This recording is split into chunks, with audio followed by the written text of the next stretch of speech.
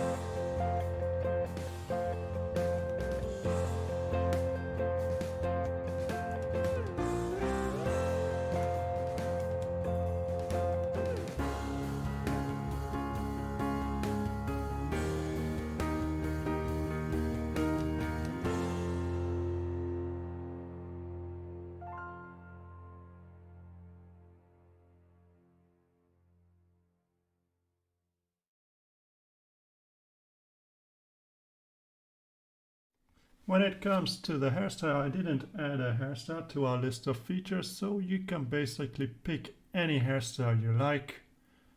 Or if you prefer, you could adapt my method and just include different types of hairstyles to the list of features. I think in my case I'm just gonna be creative every time and just pick a hairstyle which I think suits the character.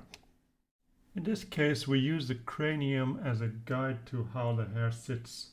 But don't forget to erase the cranium once you're done drawing the hair.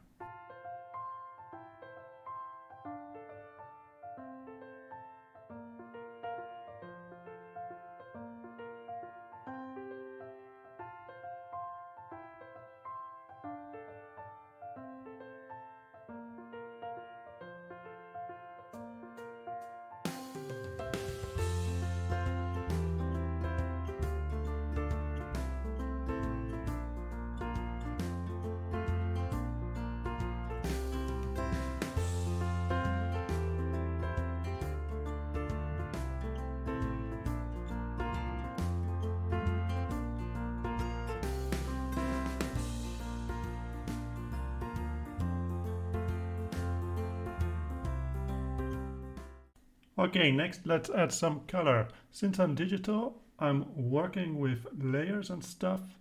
This is really why I like the digital medium a lot, because you can work with layers and you got a lot of tools and stuff. Like for example, the fill tool just saves me so much time.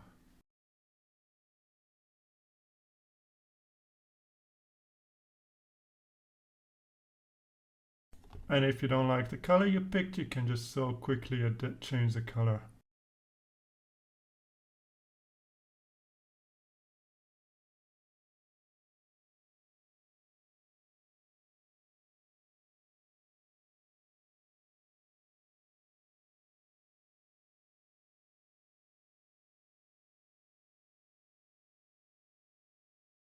Okay, next I'm just gonna make some minor adjustments.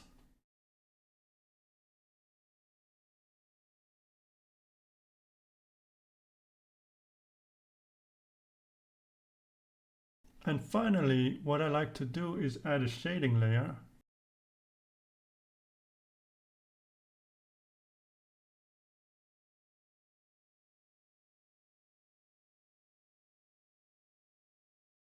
Pick a nice light blue color. Activate the alpha mask, which I believe is called clipping in Photoshop, if you're on Photoshop. And set the shading layer to multiply. In fact, it's a bit too dark with this color. Let's change the color to a bit lighter. And then draw in the major regions of shadow.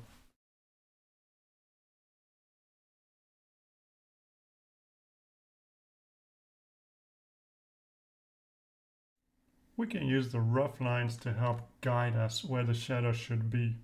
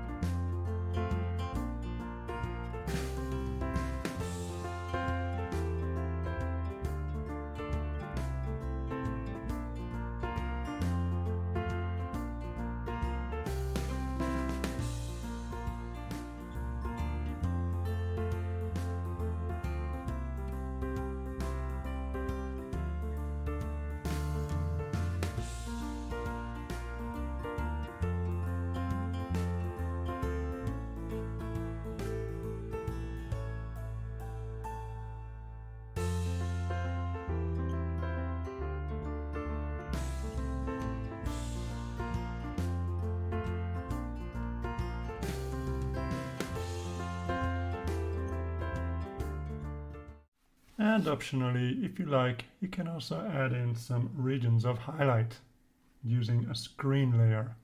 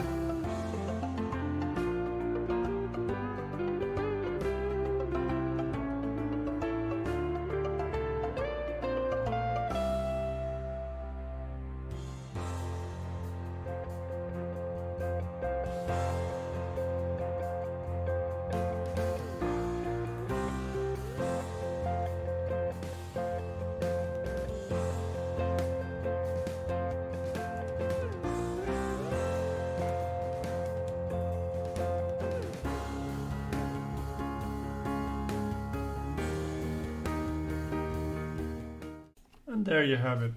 That's one way to randomly generate faces. If you like, you can use the same grid of features as I did, or if you prefer, you can generate your own grid of features. Next, we are going to repeat this process a couple of times just to get a feel for the different kinds of faces we can produce in this way. After that, we're going to do another mini experiment where we don't randomly generate the features, but we just pick features which we think will make an interesting face. So I hope you liked this video. If you did, why not support this channel by liking and subscribing. You can also check out my website for more free stuff. So long for now, see you in the next video. Bye bye.